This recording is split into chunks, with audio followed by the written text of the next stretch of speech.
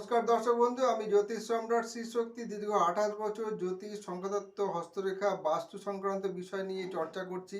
আজকে আমি বলবো যে এই হাতে কিছু কিছু সিমটম, যেমন ধরুন এই হাতের রেখাগুলো দেখুন যে এটা বৃহস্পতি, শনি, রবি এবং বুধের মাউন্ট, এটা শুক্রের মাউন্ট, এটা চন্দ্রের মাউন্ট, এটা আয়ুরেখা, এটা ভাগ্যরেখা, এটা হচ্ছে শিরোরেখা, এটা এটা হাইদা রেখা, এটা শিরোরেখা। এইভাবে যে ভাগ করে দেওয়া আছে এবং কোথায় মঙ্গলের রাহু এবং প্রথম মঙ্গল এবং কেতু স্থানটাও দেওয়া আছে। এবারে আপনার চার্টে যদি দেখা যায় এই যে তর্জনী আঙুলের নিচে বৃহস্পতির ক্ষেত্রে এখানে যদি কোনো তিল চিহ্ন থাকে, তাহলে আপনি আপনার জন্মকালীন হরোস্কোপটা ভালো করে বিচার করে দেখুন।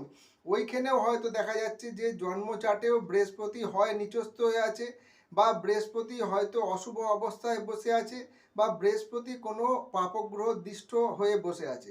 আপনি এটা ফলো করুন এবং আমাকে কমেন্ট করে জানান যে আপনার বৃহস্পতির অবস্থান কি আছে। নমস্কার, সবাই সুস্থ থাকুন, ভালো থাকুন।